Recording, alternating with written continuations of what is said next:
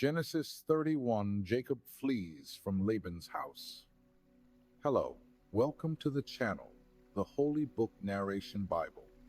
Today, we dive into Genesis 31, where Jacob, guided by God, decides to flee Laban's house with his family and possessions.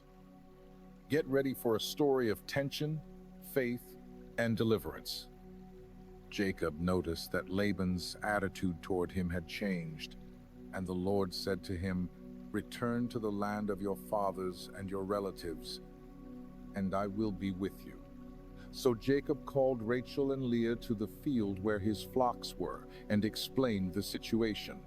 Laban's face was no longer friendly, and despite Jacob's hard work, Laban had deceived him many times, changing his wages 10 times. But God did not allow Jacob to be harmed every time Laban tried to change the terms. The Lord ensured Jacob prospered. Jacob also shared a dream in which the angel of God appeared and said, "I have seen all that Laban has been doing to you. Now arise, leave this land, and return to the land of your kindred." Rachel and Leah agreed, acknowledging that their father had not treated them fairly, and affirming that God had taken Laban's wealth and given it to Jacob. So, Jacob prepared everything, placed his children and wives on camels, took all his flocks, and departed without informing Laban, heading toward the land of Canaan. Meanwhile, without Jacob's knowledge, Rachel stole her father's household gods. 3 days later, Laban learned that Jacob had fled. Furious, he pursued Jacob for 7 days and caught up with him in the hill country of Gilead. The night before their meeting, God appeared to Laban in a dream and warned him, "Be careful not to say anything to Jacob, either good or bad." When Laban confronted Jacob, he asked why Jacob had left secretly and taken his daughters as captives of war.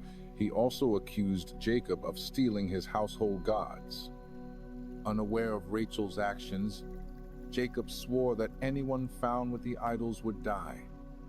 Laban searched through all the tents, but Rachel had hidden the idols in a camel's saddle and sat on them, so they were not found. Jacob then, angry and frustrated, confronted Laban about his years of hard labor, enduring heat, cold, and losses while Laban constantly changed his wages. He declared that if not for God's protection, he would have left empty-handed. Finally, Laban proposed a covenant of peace.